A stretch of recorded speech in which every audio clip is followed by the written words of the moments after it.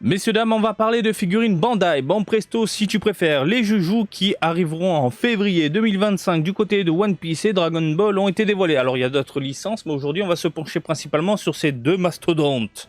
Sur ces deux mammouths, bien sûr. Il y a des figurines sympathiques à voir aujourd'hui, il y a des trucs plutôt alléchants dans les parages. Surtout du côté de Dragon Ball, il y a de quoi exciter un petit peu le porte-monnaie pour ceux qui ont loupé d'anciennes figurines. Mais j'ai envie de te dire, même si tu les as à la maison, tu vas les remplacer. Tu parles de quoi, Marty? Bah, on va voir ça juste après. Bref, j'arrête de parler et on rentre dans le vif du sujet.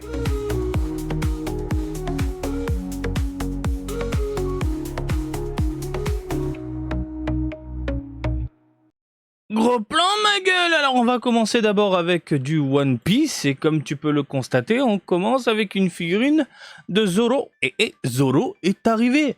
Alors, c'est une figurine. Où est-ce que j'ai mon petit bloc-notes? Il est là. Il s'agit donc d'une version Egghead. Ok. Et elle va mesurer 17 cm environ. Que dire? Je n'aime pas du tout le visage. Regardez comment ça a été conçu au niveau de la bouche, la peinture posée un petit peu à l'arrache. Je suis pas spécialement fan. Après, la modélisation globale, elle reste correcte. Hein, voilà.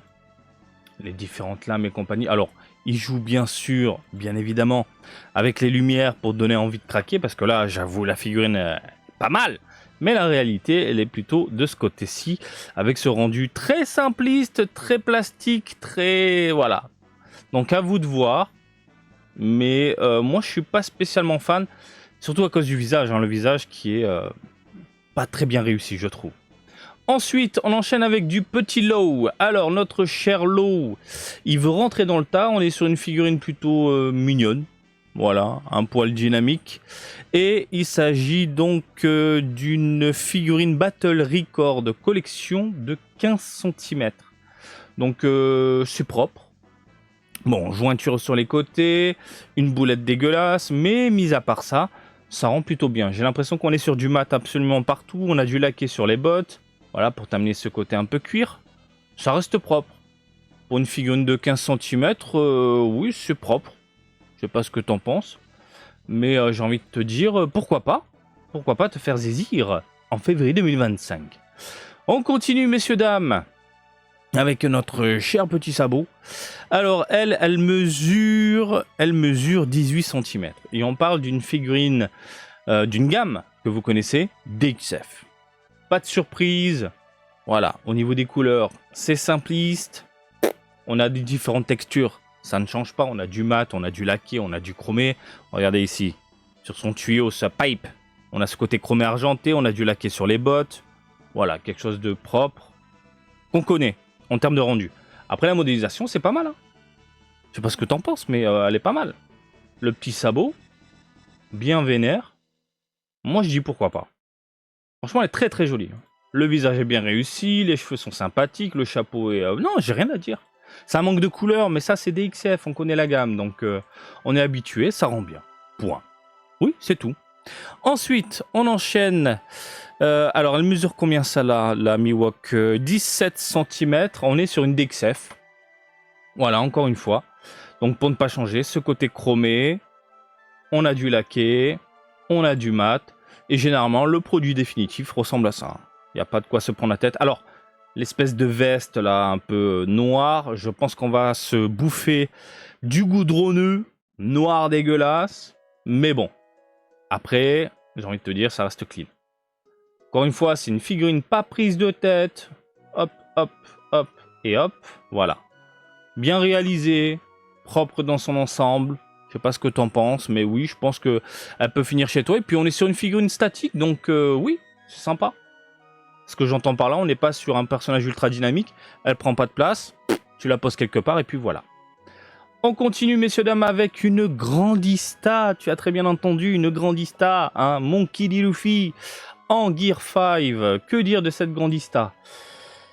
Ça manque de nuances. Ça manque de nuances. Les Grandistas, on a l'habitude, hein. Généralement, on a ce côté ultra travaillé au niveau des couleurs. Par exemple, sur la peau, je m'attendais à avoir un peu plus de contraste. Mais on est sur quelque chose de très très simpliste. Au niveau de la taille, on est sur de la grosse figurine, 21 cm. Mais je m'attendais à beaucoup mieux. Voilà, la modélisation elle est sympathique. On a ce côté un peu ultra arrondi au niveau des bras, etc. Parce qu'il y a l'aspect cartoonesque hein, qui ressort. Mais je m'attendais à beaucoup mieux. Voilà, en termes de rendu. Alors l'idée de foutre des espèces de fumée blanche, un peu délirante en tant que support, pourquoi pas. Mais ça fait bizarre. Ça fait bizarre. Pour le coup, j'avoue, ça aurait été mieux peut-être un socle avec une tige dans le cul. Hein, je sais pas ce que t'en penses. Bien sûr, je peux réagir ou ne pas changer dans les commentaires. Allez, on va passer à la vie, parce que la vie, c'est Dragon Ball. Bah ouais, ma gueule, hein. Y a pas tortille du cul. Et on va commencer avec une magnifique Freezer, plutôt sympathique, qui arrive en février, comme je te l'ai dit, hein, février 2025. Donc Freezer, première forme, il s'agit d'une Solid Edge Works. Freezer bien vénère, bien réalisé. Ça manque de nuances, ça manque de dégradé, malheureusement. Mais franchement, l'armure avec un peu d'égratignure, le visage est top. Voilà. Je sais pas ce que t'en penses. Le corps est bien foutu. À quoi qu'on a un peu de dégradé, mais pas beaucoup sur l'armure. Voilà, mais c'est tout. C'est trop léger, trop léger. Elle est bien foutue. Hein. Franchement, première forme comme ça, le scouter transparent, on voit l'œil. Non, mais c'est bien foutu. Maintenant, reste à voir le produit définitif, parce que là, on est clairement, à mon avis, sur du prototype. Et est-ce que le scouter sera bien positionné ? On s'est déjà fait avoir avec des figurines. Est-ce que les cornes noires seront mates et non pas goudronneux dégueulasses hein?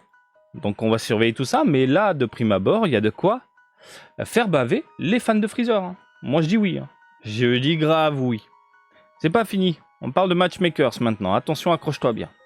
On a un Cell prêt à en découdre face à Gohan en Super Saiyajin 2 qui est là. Comment elle fait mal. Et c'est joli quoi. Matchmakers. Donc de Perfect Cell, comme tu peux le constater. Bim. En train de charger son Kamea. On a différentes textures. On a du mat, on a du laqué. Ça manque de nuances malheureusement. À voir au niveau du produit définitif. S'ils vont rajouter quelques contrastes au niveau de la peau et compagnie. Mais la modélisation, parlons-en, elle est nickel.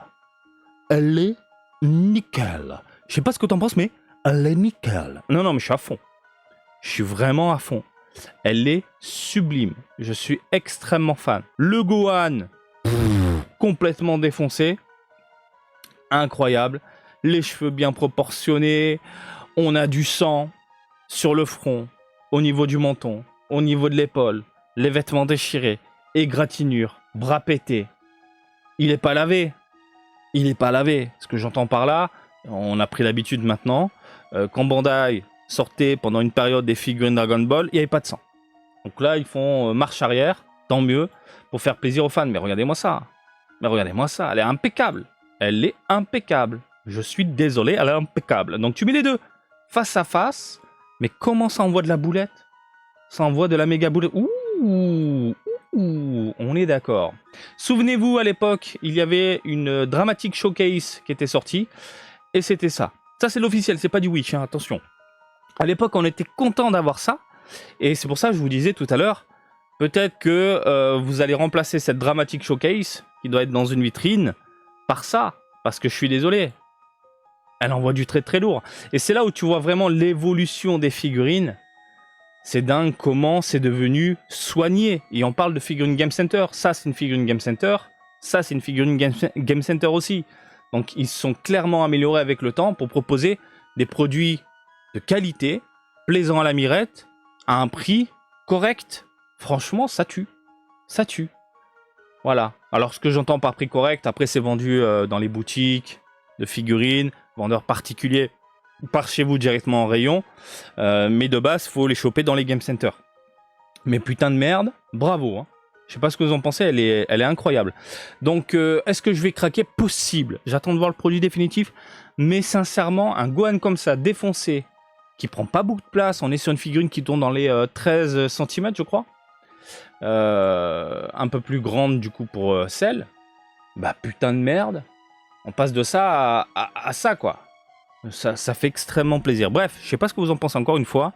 Elle est trop puissante. Ça manque de dégradé, malheureusement. Mais bon, globalement, ça envoie du steak. Hein. Ça envoie même du steak haché. C'est du très lourd. Ça fait zizir. Voilà les amis, je vous laisse vous exprimer dans les commentaires pour ne pas changer. Et comme d'habitude, je vous invite à me suivre sur Twitter, Facebook, Twitch et TikTok, Marty Japan. Et je vous dis à très bientôt. Allez, salut, bisous, ciao, ciao!